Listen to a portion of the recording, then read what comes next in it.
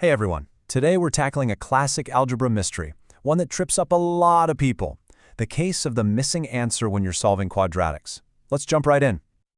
Okay, so let's start with our first clue. We've got the graph of y equals x squared minus 4. And yeah, it looks like your standard parabola, that U shape. But, believe it or not, this thing is hiding a secret, and it's right there in plain sight. So, if you look closely at the graph, you can see it crosses the x-axis not once, but twice. These spots, we call them x-intercepts, or solutions. They're like visual clues for us. And right here, they're at +2 and -2. So, we've got two different answers, staring us right in the face. Okay, so this is the big question, right?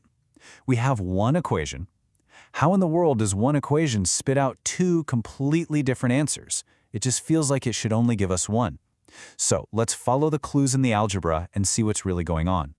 All right, time to get into the investigation. We're going to hunt down that x variable by solving this thing step by step.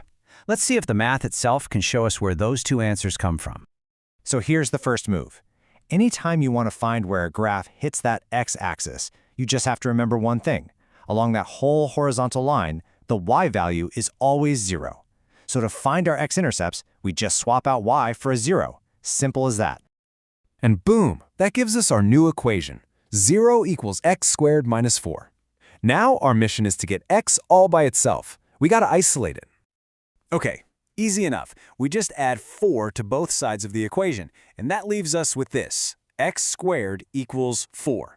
This right here is the heart of the mystery. We are so close to cracking this thing. And this is it. This is the moment. We're about to uncover the single missing clue that explains everything. So let's just pause here for a second and think about this. What number times itself gives you 4? I bet your brain immediately screamed 2. And, you're not wrong. But hang on, is that the whole story? Yeah, sure, 2 times 2 is 4. We all know that. But what about -2? -2 times -2 is also +4. And that is the secret. That's the missing piece we've been looking for. So this brings us to a huge rule in algebra. Whenever you solve an equation by taking the square root of both sides, you have to consider both the positive and the negative root. It's not optional. This little detail is the key that unlocks both of those answers we saw. So the big takeaway here is that tiny but mighty plus or minus symbol.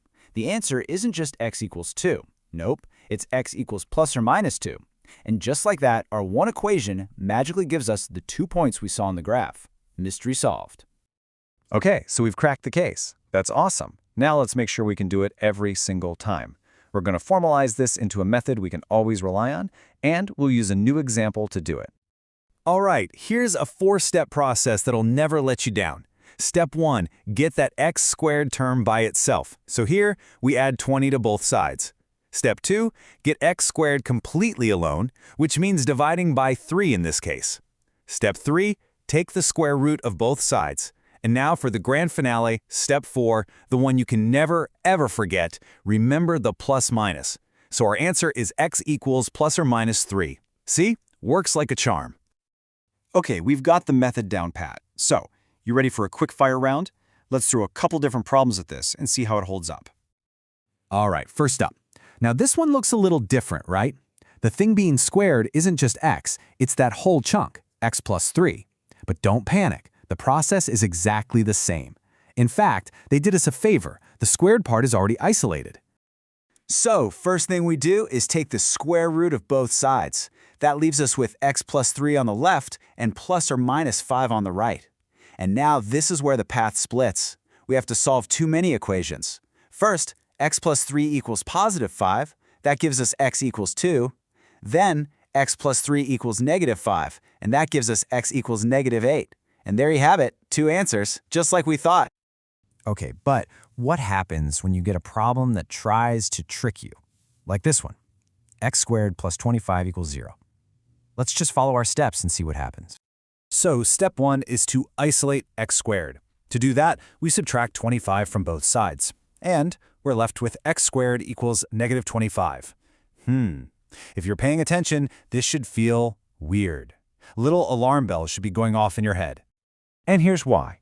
Think about it. In the world of real numbers, what can you multiply by itself to get a negative? A positive times a positive is positive, and negative times a negative is also positive. There's just no way. You can't get a negative result. So when you see this, it's a dead end. The answer is simply no real solution.